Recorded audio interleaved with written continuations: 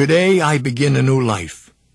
Today I shed my old skin, which hath too long suffered the bruises of failure and the wounds of mediocrity. Today I am born anew, and my birthplace is a vineyard where there is fruit for all. Today I will pluck grapes of wisdom from the tallest and fullest vines in the vineyard, for these were planted by the wisest of my profession, who have come before me generation upon generation.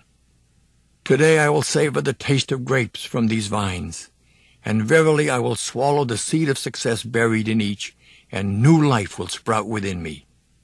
The career I have chosen is laden with opportunity, yet it is fraught with heartbreak and despair, and the bodies of those who have failed, were they piled one atop another, would cast its shadow down upon all the pyramids of the earth.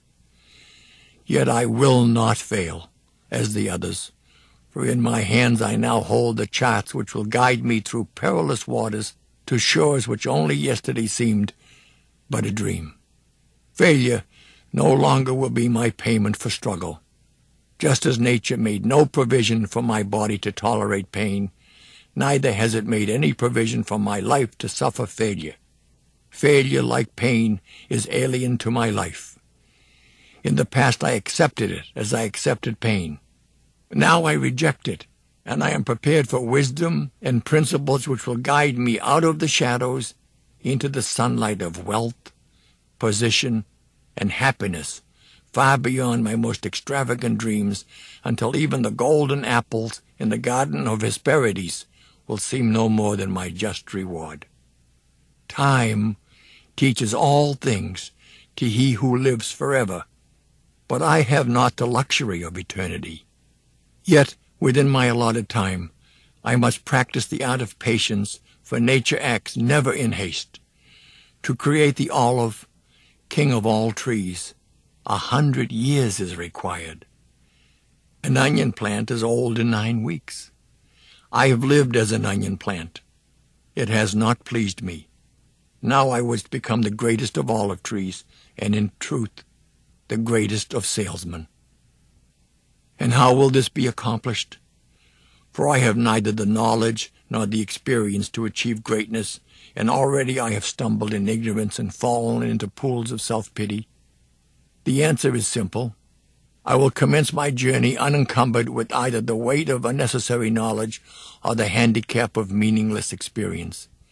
Nature already has supplied me with knowledge and instinct far greater than any beast in the forest, and the value of experience is overrated, usually by old men who nod wisely and speak stupidly.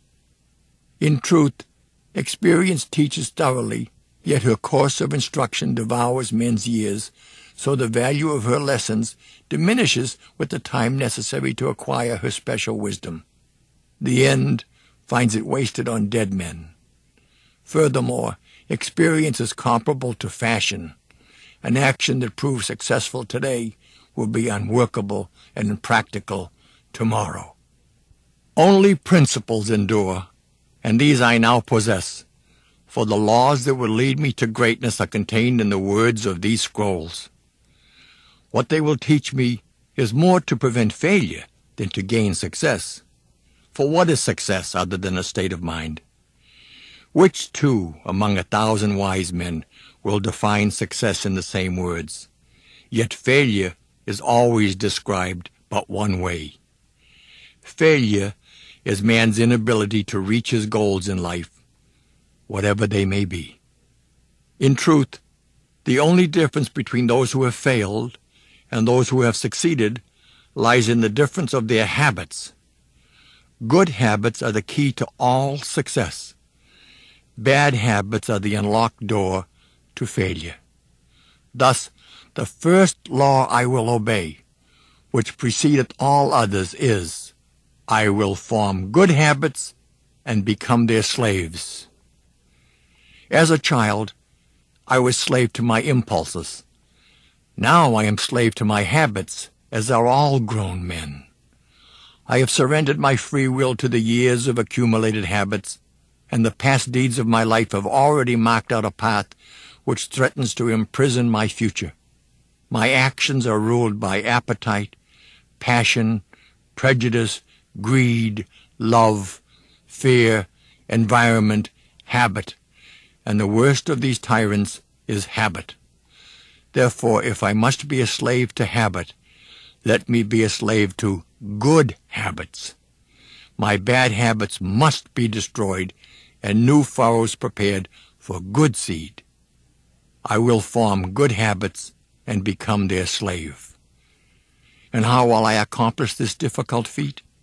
Through these scrolls it will be done, for each scroll contains a principle which will drive a bad habit from my life and replace it with one which will bring me closer to success.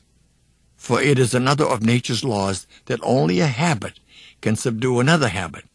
So, in order for these written words to perform their chosen task, I must discipline myself with the first of my new habits, which is as follows. I will read each scroll for 30 days in this prescribed manner before I proceed to the next scroll. First, I will read the words in silence when I arise. Then, I will read the words in silence after I have partaken of my midday meal. Last, I will read the words again just before I retire at day's end. And most important, on this occasion, I will read the words aloud. On the next day, I will repeat this procedure, and I will continue in like manner for 30 days. Then, I will turn to the next scroll and repeat this procedure for another 30 days. I will continue in this manner until I have lived with each scroll for 30 days and my reading has become habit. And what will be accomplished with this habit? Herein lies the hidden secret of all man's accomplishments. As I repeat the words daily, they will soon become a part of my active mind. But more important, they will also seep into my other mind, that mysterious source which never sleeps, which creates my dreams, and often makes me act in ways I do not comprehend. As the words of these scrolls are consumed by my mysterious mind, I will begin to awake each morning with a vitality I have never known before. My vigor will increase. My enthusiasm will rise. My desire to meet the world will overcome every fear I once knew at sunrise, and I will be happier than I ever believed it possible to be in this world of strife and sorrow. Eventually, I will find myself reacting to all situations which confront me as I was commanded in the scrolls to react. And soon, these actions and reactions will become easy to perform, for any act with practice becomes easy. Thus, a new and good habit is born, for when an act becomes easy through constant repetition, it becomes a pleasure to perform. And if it is a pleasure to perform, it is man's nature to perform it often. When I perform it often, it becomes a habit, and I become its slave. And since it is a good habit, this is my will. Today, I begin a new life, and I make a solemn oath to myself that nothing will retard my new life's growth. I will lose not a day from these readings, for that day cannot be retrieved, nor can I substitute another for it. I must not, I will not, break this habit of daily reading from these scrolls, and, in truth, the few moments spent each day on this new habit are but a small price to pay for the happiness and success that will be mine. As I read and reread the words in the scrolls to follow, never will I allow the brevity of each scroll nor the simplicity of its words to cause me to treat the scroll's message lightly. Thousands of grapes are pressed to fill one jar with wine, and the grape skin and pulp are tossed to the birds. So it is with these grapes of wisdom from the ages. Much has been filtered and tossed to the wind. Only the pure truth lies distilled in the words to come. I will drink as instructed, and spill not a drop, and the seed of success I will swallow. Today, my old skin has become as dust. I will walk tall among men, and they will know me not, for today I am a new man with a new life.